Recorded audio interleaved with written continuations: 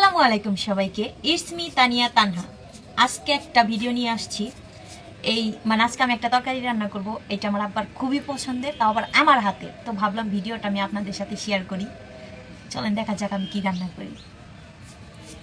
এই হচ্ছে আমাদের ঝিনাই নদীর ছোট মাছ, আর ছোট মাছ কিন্তু কম বেশি আমরা সবাই পছন্দ করি। আর এই হচ্ছে আলু, আমি খুবই কুচি কুচি করে কেটে নিছি। আর পেঁয়াজ কাঁচামরিচ আমি খুব কমই খাই পেঁয়াজটা, এই জন্য কমই দিছি, কারণ পেঁয়াজ তরকারিতে দিলে মিষ্টি লাগে। আর একটা বাটিতে হচ্ছে যে আমি পেঁয়াজ বাটা, রসুন বাটা, জিরে বাটা সব কিছু নিয়ে একসাথে রেখে দিব 5 মিনিট এটা পানির মধ্যে। এতে করে হচ্ছে যে তরকারি যে একটা ফ্লেভার আসে, ভালো একটা গ্রান আসে, আর তরকারিটাও খেতে অনেক মজা হয়।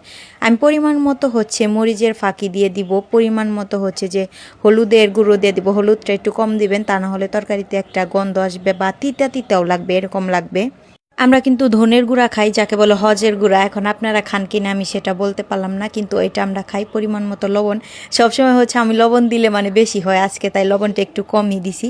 এখন পানি দিয়ে আমি এটা মিক্স করে নিতেছি। কালারটা দেখছেন, জাস্ট ওয়াও, সেরকম একটা কালার আসছে না? এটা কিছুক্ষণের জন্য 5 মিনিট রেখে দিছি। ওইখান থেকে আমার আব্বা বলতেছে আজকে মনে হইতেছে অনেক দিন পরে হচ্ছে মায়ের হাতে রান্না খাবো। ছোট মাছ আনলেই হচ্ছে আমি রান্না করি, কারণ আমার হাতের রান্নাটা আমার আব্বু অনেক পছন্দ করে। শুধু আমার আব্বু না, আমার বড় আব্বুও বলে যে আমার হাতে তরকারি নাকি তাদের মার মতো লাগে, আমার দাদির মতো লাগে। তো আমি আজকে আমার আব্বাকে যে কোনো সময় ছোট মাছ আনলেই হচ্ছে যেটা আব্বার সবচেয়ে বেশি প্রিয় থাকে জিনিসটা, ওইটা আমাকে দিয়ে রান্না করায়। আমাকে দিয়ে রান্না করা, আর আমিও রান্না করে দিতে, আমিও এখন ভালোই রান্না পারি আলহামদুলিল্লাহ। এখন হচ্ছে পেঁয়াজটা দিয়ে দিছি, মরিচটা হচ্ছে তেলের ভিতরে ভালোভাবে কষাই নিতে হবে।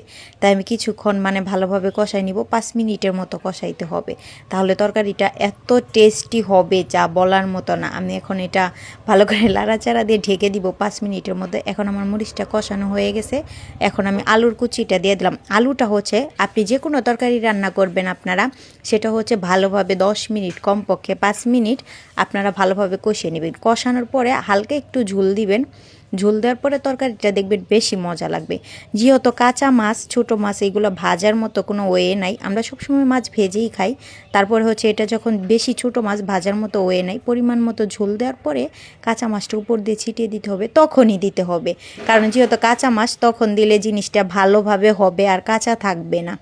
এখন আমার সব কিছু কমপ্লিট, এখন শুধু তরকারিটা হওয়ার পালা। অবশেষে আমার তরকারিটা হয়ে গেছে, যেহেতু আমি ঝোলটা কম দিছিলাম। এখন আমি আগে নিজে টেস্ট করবো যে আসলে কেমন হয়েছে কিনা, খাওয়ার যোগ্য কিনা। ভালোই হয়েছে, একেবারে খারাপ না।